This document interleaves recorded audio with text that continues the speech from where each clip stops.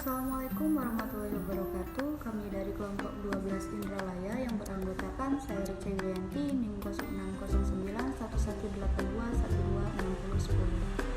06091182126010. Saya Janatil Ali Amanda, NIM 06091382126074. Saya Michelle Clara Sinabarila, NIM 06091282126025. Saya Reni Angelina, NIM 06091182126001. Tujuan pembelajaran, mahasiswa mampu menguasai pondasi saintifik pada materi katabolisme asam amino. Prosedur kegiatan 1. Membaca dan memahami materi asam amino dan katabolismenya. 2. Mengamati sumber protein. 3. Membuat video pembelajaran. Bahan atau sampel. Di sini kami menggunakan ayam, kacang hijau, dan telur. Asam amino merupakan senyawa organik yang memiliki gugus fungsional karboksil dan amina, serta rantai samping spesifik untuk setiap jenis asam amino. Asam amino ini erat sekali hubungannya dengan protein. Asam amino merupakan bagian terkecil dari struktur protein. Dengan kata lain, asam amino ini merupakan bentuk yang paling sederhana dari protein. Asam amino inilah yang nantinya akan diserap oleh tubuh dan menjalankan fungsinya pada tubuh. Fungsi asam amino diantaranya adalah memperbaiki jaringan tubuh, menyeimbangkan cairan tubuh, menjaga kadar asam dan basa, menghasilkan hormon, dan memproduksi enzim. Katabolisme asam amino. Asam amino memerlukan pelepasan gugus amin.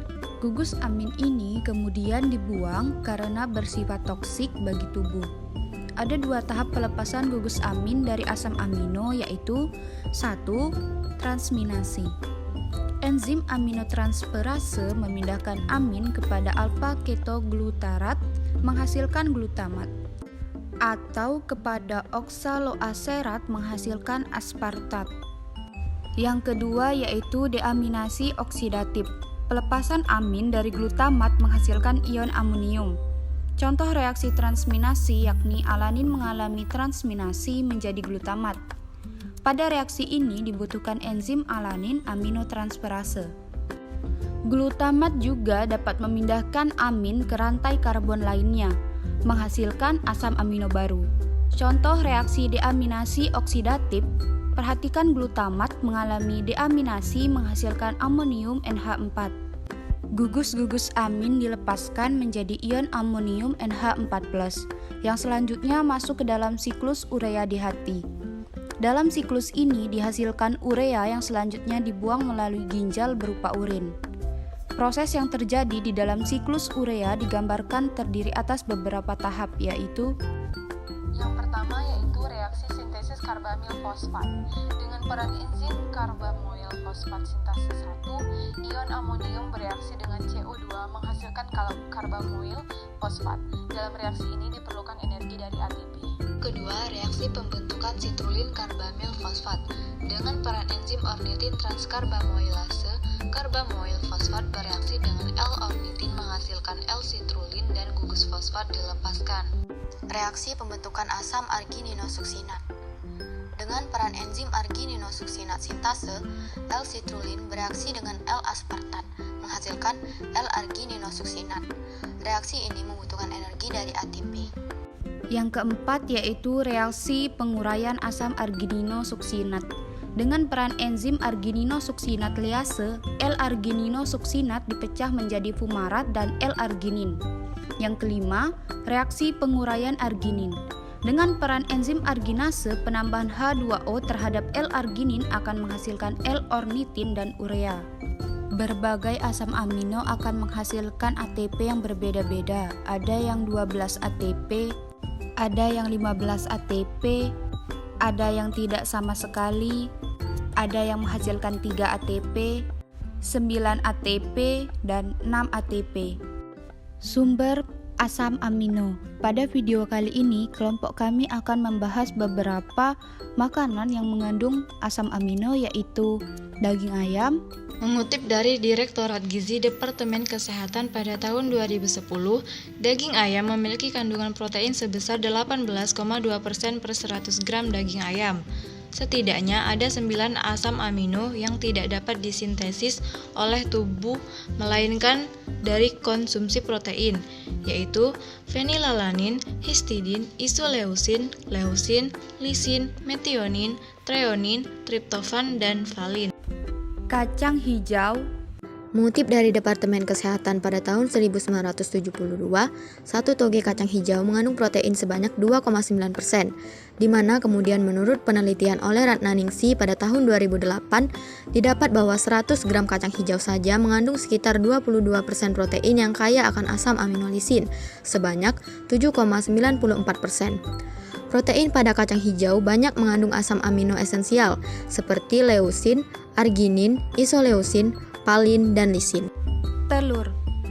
Mengutip dari database pangan, hasil penelitian dari Departemen Kesehatan disebutkan bahwa kandungan protein pada telur ayam utuh yaitu 12%, di mana di dalamnya terdapat kuning telur yang menyumbangkan 16,5% protein dan putih telur 10,9%.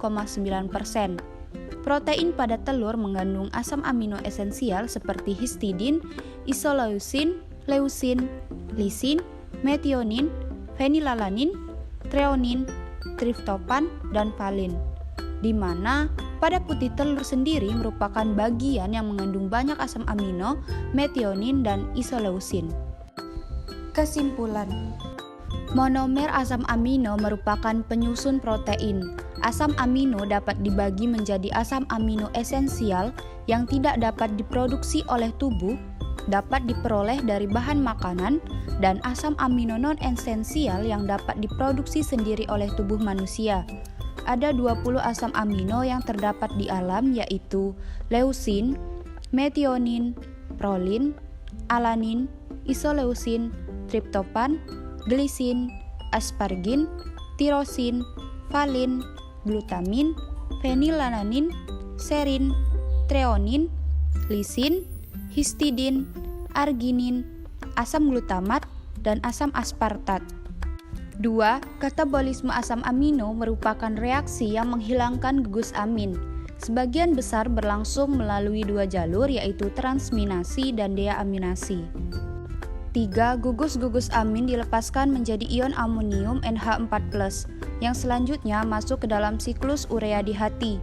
Proses yang terjadi di dalam siklus urea terdiri atas beberapa tahap, yaitu reaksi sintesis karbamil fosfat, reaksi pembentukan sitrulin karbamil fosfat, reaksi pembentukan asam argininosuksinat, reaksi penguraian asam argininosuksinat, dan reaksi penguraian argini. Energi yang dihasilkan dari katabolisme yaitu 20 asam amino diuraikan menjadi 7 macam senyawa intermediate, akan menghasilkan ATP yang berbeda-beda. Asam amino yang diuraikan menjadi asetil CoA menghasilkan 12 ATP. Asam amino yang diubah menjadi virupat ke asetil CoA menghasilkan 15 ATP. Asam amino yang diubah menjadi suksinil CoA menghasilkan 6 ATP. Asam amino dari glutamat ke suksinil CoA menghasilkan 9 ATP. Asam amino yang diubah ke oksaloasetat tidak menghasilkan ATP, dan asam amino diubah dari fumarat ke oksaloasetat akan menghasilkan 3 ATP. Terima kasih, semoga bermanfaat bagi kita semua. Wassalamualaikum warahmatullahi wabarakatuh.